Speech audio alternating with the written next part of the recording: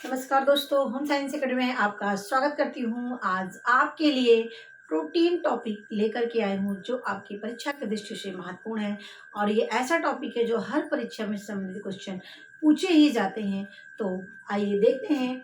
ये हमारा है प्रोटीन, ऊर्जा, कुपोषण, जिसको बोलते हैं प्रोटीन, एनर्जी, मॉल न्यूट्रिशन। क्या है? Protein, energy, mall nutrition. Hindi में कहते हैं प्रोटीन, ऊर्जा, कुपोषण। यानी कुपोषण का मतलब जब हमारे शरीर में पोषक तत्वों की कमी हो जाती है, उसी स्थिति को ही हम कुपोषण कहते हैं। कुपोषण की दो स्थिति होती है। जब एक आवश्यकता से कम भोजन लेते हैं तभी भी कुपोषण हो सकता है, और दूसरा आवश्यकता से अधिक भोजन लेते हैं तब भी कुपोषण की स्थिति होती है। तो कुपोषण की दो स्थिति होती हैं, आवश्यकता से कम भोजन लेना और आवश्यकता से अधिक भोजन लेना। दोनों ही स्थितियों को हम कुपोषण कहते हैं। अब देखिए, कुपोषण में हमारा आता है क्वाशरकोर और मेरास्मस। यहाँ पे जो आपका है प्रोटीन, ऊर्जा, कुपोषण की स्थिति में यहाँ पे दो स्थिति बनती है, एक क्वाशरकोर और एक मेरास्मस भी। इन पे चर्चा करेंगे हम डिटेल में, और उसमें क्या अंतर आते हैं, इनके जो रोगों के लक्षण होते हैं इनमें क्या क्या अंतर में समानता है और क्या क्या चीज़ों दोनों में अंतर पाए जाते हैं, इस पे हम चर्चा करेंगे। तो सबसे पहले देखते हैं क्वाशरकोर। यह विलियम सिसली ने 1935 में किया था। कब किया था? विलियम सिसली ने 1935 में क्वाशरकोर बीमारी की खोज किया। और ये किसको होता है? लगभग 1 से 4 साल के बच्चों को क्वाशरकोर देखा जाता है। और ये किसकी कमी से होता है? ये प्रोटीन की कमी से कुपोषण होता है। कौन सा कुपोषण होता है? क्वाशरकोर कुपोषण होता है। ये जो क्वाशरकोर शब्द है ये अफ्रीकन शब्द से लिया गया है, क्वाशरकोर शब्द को। और इसका अर्थ होता है कि प्रथम बच्चे जो होते हैं, जो प्रथम बच्चा होता है वो इससे ग्रसित होता है जब दूसरे बच्चे का आगमन हो जाता है। यानी दूसरे बच्चे के आगमन से प्रथम बच्चों में क्वाशरकोर का होना या प्रथम बच्चों को होने वाला रोग ही क्वाशरकोर होता है।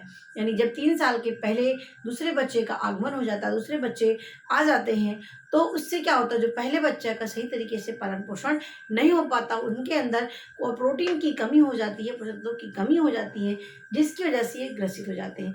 तो यही है कि ये प्रथम बच्चों में होने वाला रोग होता है। कब होगा? जब दूसरे बच्चे का आगमन होता है तब। ये कब होता है? 1 से 4 साल के बच्चों को ये देखा गया है।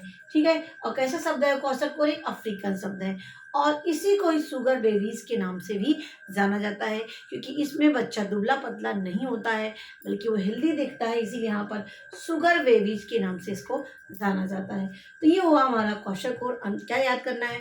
किस उम्र को ये होता है, किसकी कमी से होता है, किसने इसकी खोज किया, और ये क्वाशरकोर शब्द का अर्थ क्या होता है, और उसको किस नाम से जानते हैं? शुगर बेबीज के नाम से। ये हो गया आपका क्वाशरकर। अब हम आते हैं मेरास्मस पर।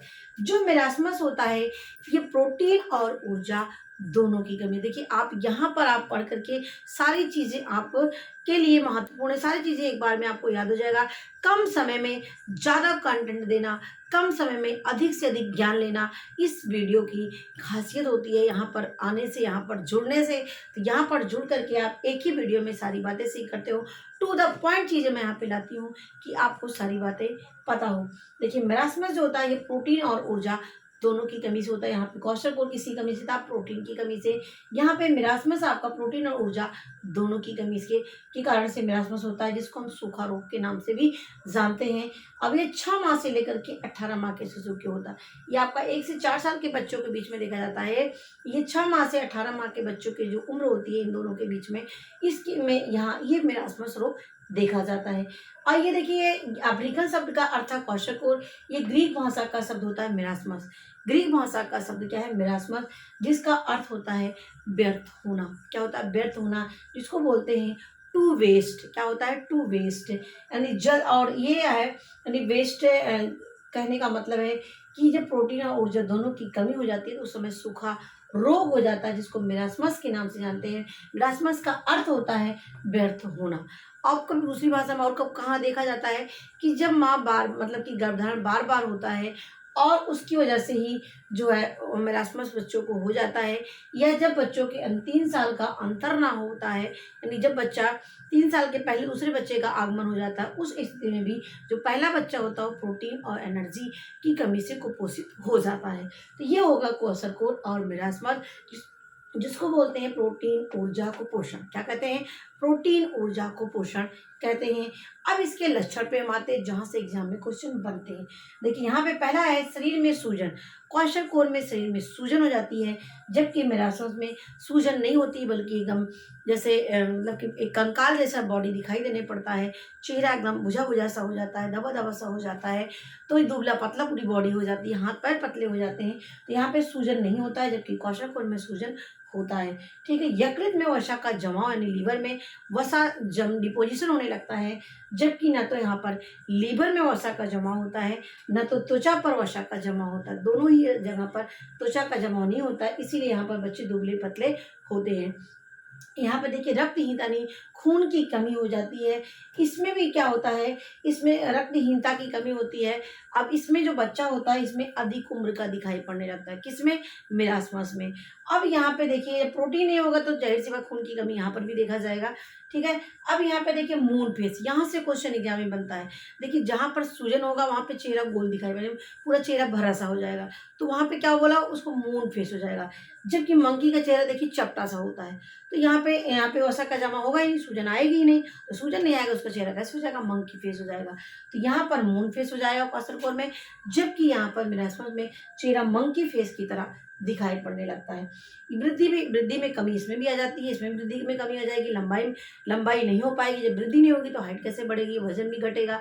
ठीक है, तो वृद्धि में कमी इसमें भी आती है और इसमें भी लंबाई में कमी आती है, यानी वृद्धि में भी कमी आने लगती है। मानसिक परिवर्तन यहाँ भी होता है, बच्चा चिड़चिड़ा हो जाता है और रोने लगता है, बात बात पे रोने, चिड़चिड़ापन आ जाता है और जो है काफ़ी कमज़ोर भी हो जाता है, जिसकी वजह से बच्चा इस तरह से बिहेव करता है। तो यहाँ पर भी नाड़ी संस्थान पर भी प्रभाव पड़ता है, यानी यहाँ पे नाड़ी संस्थान में प्रभाव पड़ता है, क्वाशरकोर में भी और मेरास्मस में पड़ता है। ठीक है, रक्तहीनता की कमी क्वाशरकोर में भी है और मेरास्मस में भी होता है, और इसके साथ साथ वृद्धि में इसमें भी होती है और वृद्धि इसमें भी, वृद्धि में कमी होती है। तो अंतर इसमें क्या था, यहाँ मून फेस है, यहाँ मंकी फेस, यहाँ सूजन है, यहाँ सूजन नहीं है। ठीक है, यहाँ पे वसा का जमाव नहीं होता, यहाँ पे वसा का जमाव होता है, यहाँ पे वसा का जमाव नहीं होता। 3-4 पॉइंट आपको अंतर याद करना है, सेम वाले और डिफरेंट वाले, बस इससे ज़्यादा। और लगभग जो चीज़ें उसमें भी दिखाई पड़ती हैं वही चीज़ उसमें भी है।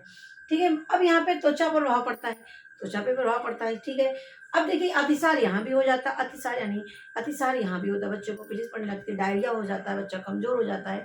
तो ये सब चीज़ें देखने को मिलता है।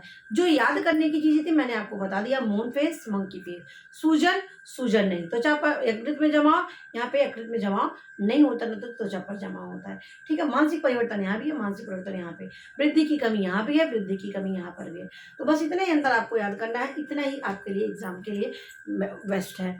अब हम यहाँ पे आते हैं, प्राणों में भी प्रोटीन की कमी के लक्षण दिखाई देते हैं, यानी हम लोगों में प्रोटीन की कमी दिखाई पड़ते हैं। क्या क्या लक्षण होते हैं? रक्तहीनता यानी खून की कमी हो जाती है शरीर में सूजन भी आने लगती है। ठीक है, घाव का यानी जो घाव कभी हो रहते हैं, कभी चोट लगी होती है, तो उससे वो धीरे धीरे भरता है। क्यों? क्योंकि हमें प्रोटीन हमारे रिपेयर करने का काम करता है, मरम्मत करने का भी काम करता है, तो ये हमें रिपेयर नहीं कर पाएगा। घाव की जो गति होती है वो धीमी हो जाएगी, थकान अधिक लगेगा और हीमोग्लोबिन के स्तर में गिरावट आने लगेगी। क्योंकि जब हमारा खून की कमी होगी, जब हमारा हीमोग्लोबिन स्तर जब गिरेगा तो खून की कमी होगी ही शरीर में, हमारे ऑक्सीजन की एब्जॉर्ब करने की क्षमता घटेगी। ठीक है, तो ये हो जाता है प्रोडो में प्रोटीन की कमी के। एक आता है क्वाशरकोर मेरास्मिक, यानी दोनों चीज़ें हो जाती हैं, दोनों चीज़ों को क्वाशरकोर मेरास्मिस कहते हैं। तो दोनों लक्षण उसमें दिखाई पड़ते हैं। यहाँ पर मैंने लिखा नहीं, उसका लिखने कोई तुक नहीं था कि दोनों चीज़ें हो जाती है, क्वाशरकोर और मेरास्मिस भी लक्षण दोनों आने लगते हैं। ठीक है, इसे यहाँ पर मैंने नहीं लिखा। अब यहाँ पे उपचार में है, क्वाशरकोर और मेरास्मस में क्या उपचार देना है। देखिए सबसे पहले यहाँ पे वसा रहित दूध देना है, क्योंकि यहाँ पर यकृत पर इसका प्रभाव पड़ता है और जिसकी कारण से जमा मतलब कि डाइजेशन सही तरीके से नहीं हो पाता है। इसीलिए यहाँ पर वसा रहित दूध देना, याद रखना कैसा दूध देना है, वसा रहित दूध जिसमें फैट या घी की मात्रा ना हो। लौह तत्व क्योंकि खून की कमी हो जाती है, इसीलिए आयरन की चीज़ों को देना जरूरी होता है। ठीक है, विटामिन ए की दवा, क्योंकि यहाँ पर रोडॉप्सिन आपके विटामिन ए के लिए आवश्यक होते हैं, यानी हमारे देखने के लिए, विजन के लिए आवश्यक होते हैं। तो यहाँ पर विटामिन ए की दवा भी देना आवश्यक होती है। सोडियम रहित पदार्थ, यानी जब शरीर में सूजन यानी क्वाशरकोर की स्थिति में सोडियम रहित आहार दिया जाए, भोज्य पदार्थ दिया जाए, लेकिन अगर सूजन ना हो तो सोडियम आप दे सकते हैं, नमक दे सकते हैं। ठीक है। अधिक कैलोरी युक्त आहार यानी जैसे आपका केला हुआ, अनाज हुआ, ये सब चीज़ों को हम आप भरपूर मात्रा में जिससे उसको अधिक से अधिक कैलोरी हो जाए, क्योंकि आपने मेरा स्पून में देखा प्रोटीन और ऊर्जा दोनों की कमी है। तो यहाँ पर आपको अनाज भी देना है, फल भी देना है, सब्जियाँ भी देना है, जिससे बच्चों को अधिक से अधिक कैलोरी मिल जाए। तो अधिक से अधिक कैलोरी के लिए अनाज की मात्रा बढ़ा देना चाहिए। गेहूँ से दलिया जो बनती है, इन सब चीज़ों की मात्रा बढ़ा देने से उसका कैलोरी की मात्रा प्राप्त हो जाएगी। ठीक है। घी, तेल, मसाला वर्जित होता है इसमें, क्योंकि ये हमारे डाइजेशन को अवरोध उत्पन्न करने का काम करेंगे, देर से पचेंगे। दाल सब्जी से मिश्रित खिचड़ी बनाया जाए, क्योंकि खनिज लवण की कमी हो जाती है, पोटेशियम, मैग्नीशियम की, जिसकी वजह से हमारे शरीर में पूर्ति नहीं हो पाती है। इसीलिए हमें यानी खनिज पदार्थ यानी सब्जियां दी जानी चाहिए। इसमें दाल और सब्जी की मिश्रित खिचड़ी बनाई जाए, बच्चों को दिया जाए। तो ये चीज़ें इतनी ही आपको ध्यान रखना है। लौह तत्व भोजन, वसा रहित भोजन और इसके साथ विटामिन ए की भरपूर मात्रा होनी चाहिए और उच्च कैलोरी युक्त आहार देना चाहिए। तो ये हमारे क्वेश्चन और मेरास्मस दोनों की उपचार की बातें हो गई। ठीक है। नेक्स्ट ये हमारा एक था, ये तो मैंने आपको बताना ही भूल गया, ये आपका पार्ट 2 है। क्या है आपका ये? पार्ट 2 है। पार्ट 1 में पढ़ा चुकी हूँ। आपको आहार एवं पोषण में पार्ट 1 मिल जाएगा। इसे मैंने बताया है प्रोटीन क्या होता है, प्रोटीन कितने प्रकार, अमीनो एसिड कितने प्रकार के होते हैं, एसेंशियल कौन है, सेमी एसेंशियल कौन है, नॉन एसेंशियल कौन है, वो सब मैंने वहाँ पर डिस्कस किया हुआ है। वहाँ से जाकर के आप देख सकते हैं। तो यहाँ पे आपको मैंने बताया वसा रहित दूध, लौह युक्त भोज्य पदार्थ, विटामिन ए की भरपूर मात्रा, खनिज तत्वों वाले भोज्य पदार्थ दिए जाएं, उच्च कैलोरी युक्त आहार दिया जाए। ठीक है। अब यहाँ पे प्रोटीन के कार्य मैंने वहाँ पे नहीं बताया था, यहाँ पर इस चीज़ को मैं आपको बता रही हूँ। तो यहाँ में सबसे पहले जान लीजिए कि जो प्रोटीन होती है ये शरीर की वृद्धि, विकास और मरम्मत करने का काम करती है। वृद्धि का मतलब चाहे वो बच्चा शिशुअवस्था में हो, किशोरावस्था में हो या गर्भावस्था की स्थिति होती है, इस अवस्था में ग्रोथ की अधिक जरूरत पड़ती है, क्योंकि इसमें प्रोटीन की आवश्यकता ज़्यादा पड़ती है इस अवस्था में। तो वृद्धि के लिए, विकास के लिए, वो भ्रूणावस्था यानी जब बच्चा पेट में होता है उसमें प्रोटीन की अधिक आवश्यकता पड़ती है। धात्री माता जब होती है, दूध पिलाने वाली थी, उसमें माँ को अधिक जरूरत पड़ती है प्रोटीन की। और इसके साथ साथ जब बच्चा शैशवावस्था में होता है उसको प्रोटीन की जरूरत पड़ती है बढ़ने के लिए, और किशोरावस्था में होता है उसमें भी प्रोटीन की अधिक जरूरत पड़ती है।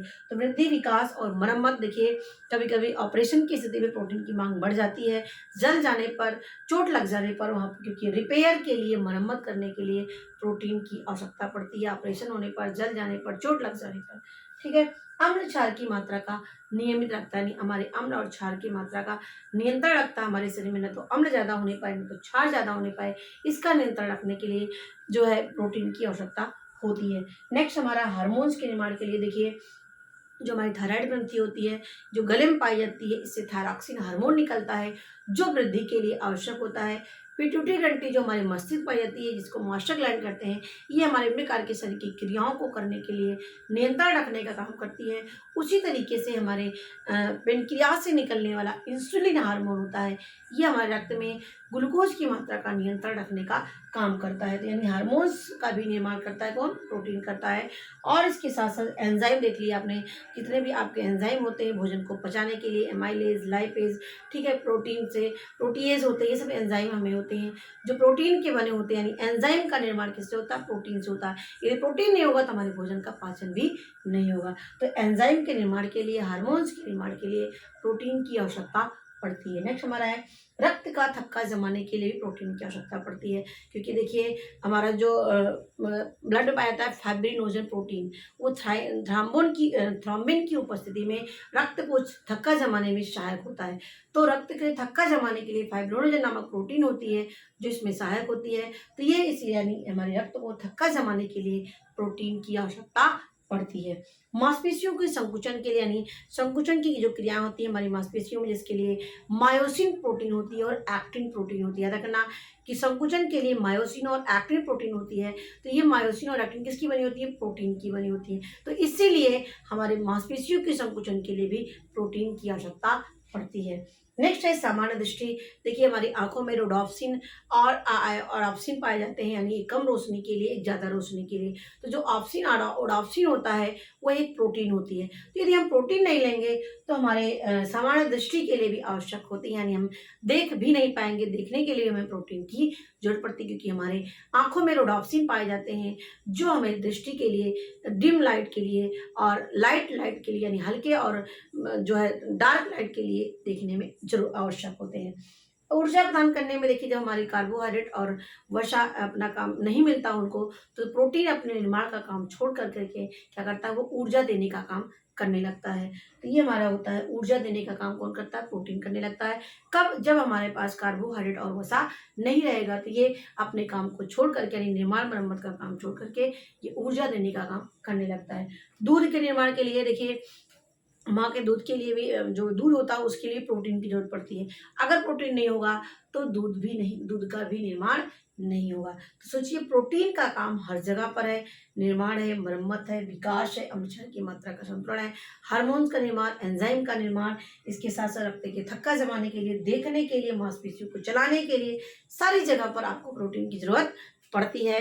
तो ये चीज़ मैंने आपको बता दिया। प्रोटीन ऊर्जा पोषण क्या होता है, ये प्रोटीन ऊर्जा पोषण के अंतर्गत कौन कौन से रोग आते हैं, क्वाशरकोर और मेरास्मस आते हैं, और भी आते हैं, लेकिन आपका यहाँ प्रोटीन ऊर्जा की बात कर रहा है इसलिए यहाँ पर है। ठीक है, वैसे आपको कुपोषण की स्थिति में आपका एनीमिया भी होता है। एनीमिया भी आपको रक्तहीनता यानी खून की कमी की वजह से हो जाते हैं। तो ये सब भी चीज़ें हैं आपका। और यहाँ पे मेरास्मस मैंने बताया, जो प्रोटीन और ऊर्जा की कमी से होता है। क्वाशरकोर प्रोटीन की कमी, देखिए यहाँ पे क्वेश्चन जो बनते हैं मैंने आपको बता दिया कि क्वाशरकोर प्रोटीन की कमी से। ठीक है, किसने किया, विलियम शेक्सपियर ने। कब किया, 1935 में किया। ठीक है, इसको शुगर बेबीज के नाम से जाने जाते हैं। मेरास्मस में किसकी कमी से, प्रोटीन और ऊर्जा दोनों की कमी से। किस भाषा से लिया गया, ग्रीक भाषा से लिया गया। क्या नाम है, टू वेस्ट। ठीक है, अब इसके अंतर मैंने बताया, ये मून फिश है, ये मंकी फिश है। यहाँ पे सूजन होती है, यहाँ पे सूजन नहीं पाई जाती है। ये माइनर चीजें, अंतर आपको इस तरह से देखने को वीडियो कहीं नहीं मिलेगा कि मैंने कम समय में सारी चीजों को ऐड कर दिया। कंटेंट आपको कहीं से कम नहीं मिलेगा कि कंटेंट आपको यहाँ पर पूरा कंटेंट है। बस यहाँ पे जो बताने का तरीका है थोड़ा डिफरेंट है, लिखने में मैटर कम है लेकिन समझाने में ज़्यादा है। तो आप इसको जब लिखा करिए, नोट्स बनाया करिए, इसको डिटेल में बनाया करिए, जिससे आपको जब कभी कुछ दिनों बाद उस कॉपी को उठाओ तो वो चीज़ें आपको समझ में आए। तो आशा करती हूँ आपको ज़रूर समझ में आया होगा। अब आपका प्रोटीन गलत नहीं होगा। अब पार्ट 1 ज़रूर देख लीजिएगा, मेरे प्लेलिस्ट में आपको मिलेगा प्रोटीन का पार्ट 1, वहाँ से देख लीजिएगा। और ये आपका पार्ट 2 है। तो मेरी वीडियो देखने के लिए आपको धन्यवाद।